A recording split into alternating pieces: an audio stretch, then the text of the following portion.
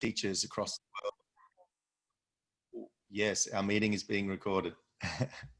So thank you very much for the opportunity. I want to say thank you to Nagoya University and to the people who've made it possible, to Yoko and Joe.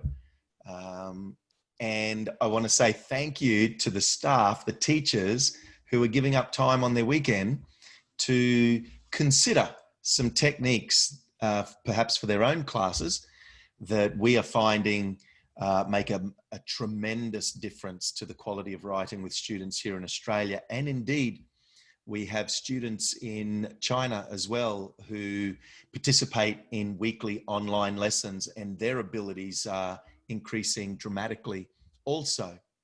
So I will begin and let you know that in Australia, there is a very large problem with student writing. And before I logged on to this meeting, I thought I'll check the news and take a screenshot of some articles. And interestingly, 1, 2, 3, you can see on your screen here, for the last 3 weeks, it has been a hot topic of concern for the Australian government. And it's very interesting because for the last 40 years or so, there was a shift away from student writing in class. We moved away from regular daily writing practice. And since that moment, we've seen a decrease in the quality of student writing. Now, this to me is obvious. If you're going to remove the practice of writing, well, students are not going to be producing quality writing. So what I'm going to present to you today is 20 years of my own personal experience, my own research. I have taught all of the grade levels from year 1 to year 12. I've taught them all, and I have seen these same recurring problems in all students. And interestingly, with my partner, Anthony, we began teaching in Beijing as well, and we find the same issues. So there's a very high chance that students in Japan, and certainly all other countries around the world, are experiencing the same problems. And yet the problems are so easy to fix. And we will show you just how easy. I know that's a big claim. You're like, wow, that's impossible. There's no way you could have this easy fix to writing. Well, we actually do. And as I said, it is reaping tremendous rewards with our students. So first of all, I'd like to read you a student sample of writing. Inside the secret garden with beautiful flowers and sprouting shoots, Lily decided it was a great day to ride her bike. Within moments, she sat on a BMX bike and started pedaling. Finding momentum, she started riding faster and harder. Usually, she is an expert bike rider who does not need to think twice about her next moves. On impulse, she decided to perform a stunt and get on her rear wheel. Lily looked formidable with her impressive move, highly perched position and rear rotating tire, like a stunt motorbike rider. Like a streak of lightning, her world came to a flying stop as her wheel bumped onto a stray rock and she went soaring through the air. Instantaneously, she regretted performing the dangerous trick. Now, colleagues, what you'll be most interested to know is that the age level of this student who wrote this is one of our students. He's in year 2. So this student is 7 years old. And I will tell you right now, for a 7-year-old, that is an outstanding piece of writing. And he's been learning the techniques for approximately 6 months and doing one 1-hour lesson per week, and is producing this kind of writing. Absolutely stunning. So problem, and by the way, I must tell you, what you are experiencing on your screen is the children's presentation. Each holidays, 4 times a year, we go to a local university, Griffith University, and we present to groups of school children. And today we thought we would show you the presentation that the students see. Hopefully that's okay. Last week we did a professional presentation. This is our student presentation that we have for you.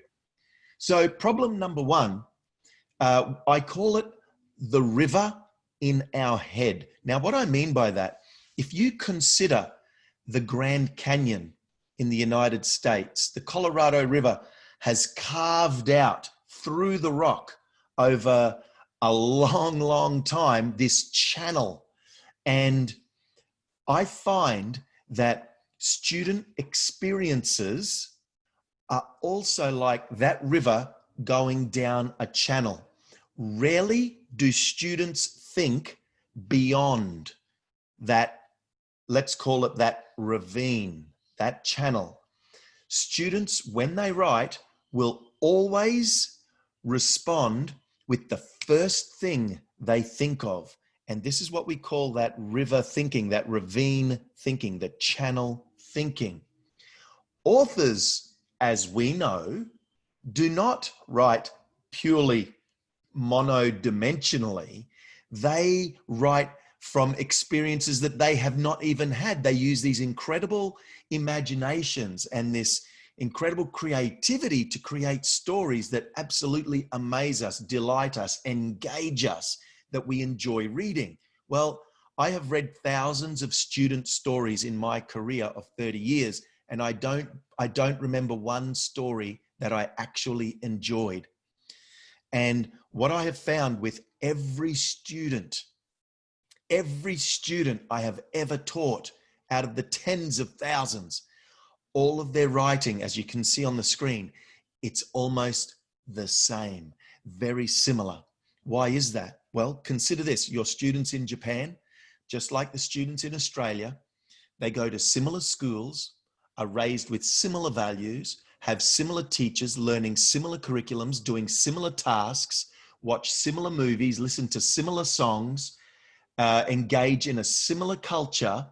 So, of course, their ideas and experiences of the world are very similar with one another. So, if I ask a student to write about a dog chasing a cat, I can tell you from experience that 99.5% of all student responses will be almost identical, with a few little words here and there that are different. It's quite interesting.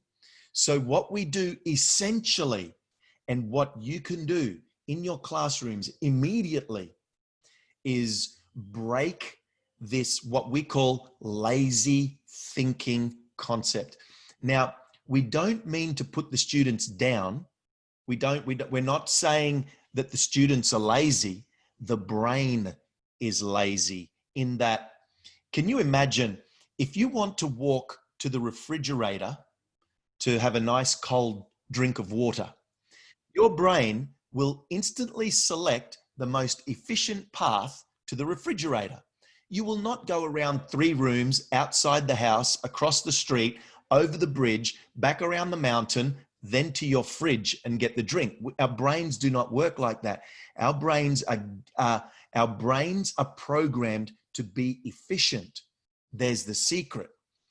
When we communicate efficiently. If I want to tell you 1 + 1 = 2, I'm not going to say, well, if I have the number 1, I don't mean the number 5, 4 less than that, actually the number 1. And if I add it, I mean addition. I'm going to bring this number, join it with this number, then we're going to make a total. And the way we'll make the total is to take the 2 numbers and imagine we don't. We just go 1 + 1 = 2. We are efficient thinkers. And when students write, here's the secret. Their brain is in efficiency mode. And the first thing their brain thinks of is usually what comes out in their pen, in their pencil, onto their paper. So we train students to put a filter in the brain and say, stop and think about this sentence, this word choice, this phrase, this paragraph. Everything requires them to think. And when they think, they begin to produce quality writing. It's interesting. So, for a long time, I've been teaching students these techniques.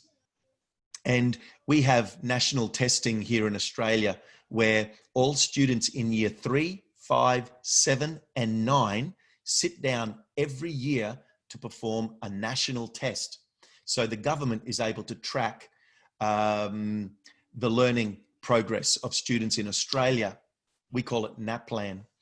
And I remember one year, many years ago, I showed my students approximately 3 techniques in my year 7 class. And we did the NAPLAN test. And that year, my students performed better than any class in the state. We had 11 students score off the chart. So this is the scale here. My students' scores were actually off the scale. They went beyond what was measurable. And that's when I shared my techniques with Anthony, and together we've been impacting student lives. Their confidence increases, their results improve. So I stumbled across some research from Germany 2 years ago to verify what we do. And interestingly, a team of German scientists scanned the brains of people during the writing process to discover which areas of the brain were active. That seems like a silly notion. If we're writing, surely the same area of our brain in everybody is activated. Not the case. In one set of people, the occipital lobe, located at the back of the brain, was firing. In another group of writers, it was the caudate nucleus at the top of the brain. Now, the occipital lobe was the non-writers, students. The occipital lobe is responsible for visualization. Whatever pictures their brain sees is what they were writing. That's interesting. When I say write about a dog chasing a cat, they instantly see a street, some houses, a dog racing along the street. I'm telling you, 99.5% of students will see that and write that because the brain is in lazy mode and it writes what it sees. The caudate nucleus was firing in authors, writers. This part of the brain is responsible for what's called automaticity, automatic functioning. Authors have written so many words that writing quality sentences, quality paragraphs is automatic, and the caudate nucleus takes over. And here's where it gets exciting for you and me as a teacher, as educators. The angular gyrus is the writing center of the brain. You see, what happens is when our students, your students, my students, when they are writing, their brain feeds the angular gyrus a lot of information, visual and auditory information. The angular gyrus is like the computer chip, and it has the rules of grammar stored inside it. And it processes the information and sends it to the front part of the brain for writing. Now, the angular gyrus is the part of the brain that we can develop in our students. In fact, I read another study where the angular gyrus was removed from the brains of people once they died, obviously, and the writers' brains, people who were writing all their life, the angular gyrus was more dense. It was denser. It weighed more. That shows there was a lot more development in that part of the brain. We can impact our students' angular gyrus with techniques. We removed this from the Australian curriculum. So what we are faced with, and I would suggest perhaps what you are faced with, is students who lack a developed angular gyrus. But we can develop it through practice, practice, practice, and technique. Do you know, no, sorry, not do you know, you know that if a student or yourself are playing piano, the more you play piano, the better you get. It's obvious. And we all know as educators, the more students write or practice their math or their science or their music, they will improve. But we don't actually engage our students' brains when we do writing practice. Their brain is in lazy mode, spitting out or writing, thinking of the first thing, the easiest thing, the most efficient message it can communicate. And this is the secret of our techniques. And I want to share with you some of those. This is the dog chasing the cat. This is what typically students will come up with. One day a dog saw a cat, so it decided to chase it. They ran very fast. They were running along the street. The cat was running from the dog. They ran over bushes and they ran through some flowers. They also ran around many houses. That is the typical paragraph I've received from every student I have taught. It's like that, similar. So what we need to do is correct their thinking. And we tell students the number one rule in their writing, the number one rule is thinking, thinking, thinking, thinking. They're not allowed to write anything on the page until they have done some thinking. And I'll show you what that thinking is. Let's take a look at another example. It was the middle of a lazy day when most animals slept. The air was still, but it wasn't too hot. Laying sleepily in his kennel, Rex, the dog, noticed Fluffy the cat prowling near the wooden fence. They did not like each other. Rex's droopy head lifted and he growled between his sharp teeth. Immediately, Fluffy ran. Rex began to chase her. Now, friends, I want to show you the decisions that were put into this paragraph. I'm all of a sudden, you see, when students write from the visual part of the brain, remember, they're writing what they see. What do they see? They see actions. So consequently, most of student writing is action-based, writing what they see happening. This has, as you can see, it tells when, it tells what, there is describing, it tells how, it tells where. There is a whole lot of extra information that required thinking. Students can do this, but not unless they are instructed to, not unless they are forced to. So what we do is and you will hear me say this regularly, we invade the thinking process of the students. It's like we get in their brain and we tell them to think. Otherwise, lazy brain takes over. So what we've discovered, we know that writing is hard work. We know that it is artistic. Great writing is like art, nothing less than art on a page or a computer screen. It is thinking and it is a lot of decisions. This is the basis of our program. Let me show you an example. At the top of your screen, you can see waves rolled on the shore. That's what's happening. Waves rolled on the shore. But look at this, friends. Before that phrase, we could add information about where or when or why or how, like this. Along the deserted coastline, waves rolled on the shore. For the when, in the early morning hours, waves rolled on the shore. Next, the why, bowing to the moon's gravity, waves rolled on the shore. And finally, the how, with gentle sighs, waves rolled on the shore. Students' minds, I promise you, will not think this. the where, when, why, how. They do not think that way. Why? Because the brain is in lazy mode and just says, oh yeah, the waves were rolling on the shore. It's an action. They can see it. That's what they communicate. Here's what's interesting. We can also add information after this what phrase.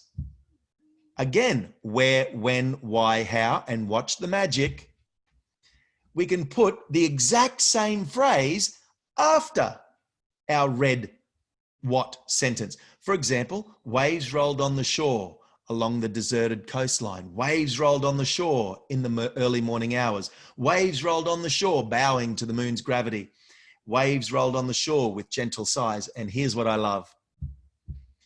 We can combine all three together. We have a where. Along the deserted coastline, waves rolled on the shore. Why? Bowing to the moon's gravity. That is a great sentence. But if we don't force our students to think of a where, when, why, verb start, how start, and then an ending, their brain will not do it. Okay? It won't do it. It's a bit like playing piano. If a brand new student is coming to play piano for the first time, they are not going to produce a Beethoven piece. Was he piano? I don't know. One of those famous composers. But if we show them how to do it and they practice over and over and over, guess what? Just like the student piano player who can now play quite competently, they will be writing like this. But this took thinking. And that is the secret, friends, invading the student's thinking process. And if we want, we can challenge the brighter students even further like this. Along the deserted coastline, waves rolled on the shore, bowing to the moon's gravity, while a litter of dingo pups, they're like dogs, jostled, bounced, and wrestled amid the wind-swept dunes. There is a lot of thinking that has gone into that writing. So essentially, our writing program is a thinking program. This is my breakout slide. So what I would like you to do, 4 minutes up the top. I would like you to write a sentence with a where start. You can use along, behind, beside, next to, in front of. And on the end of the phrase, a when, during, while, since, as. Okay, hopefully that makes sense. And our phrase in the middle is the gardens burst with color. I'll give you an example for the where. Along the main street of Nagoya, the gardens burst with color during the first day of spring. You see, I added a where phrase at the front. I added a when phrase at the back, at the end, and it makes a great sentence. But I'm forcing my brain to think. So breakout, please, 4 minutes. See you soon.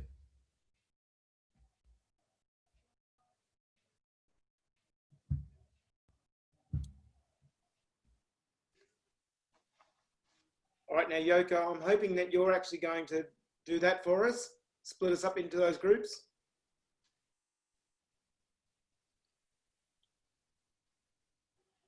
Yeah, I don't have it. Mate, I haven't got it either. Failing breakouts, we can use the chat.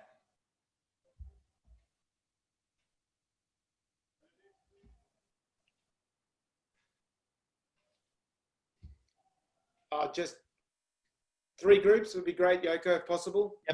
Yep, that's fine. So Yoko, can you hear us? She should be able to, mate. She's just texting. Yep, she's doing it now.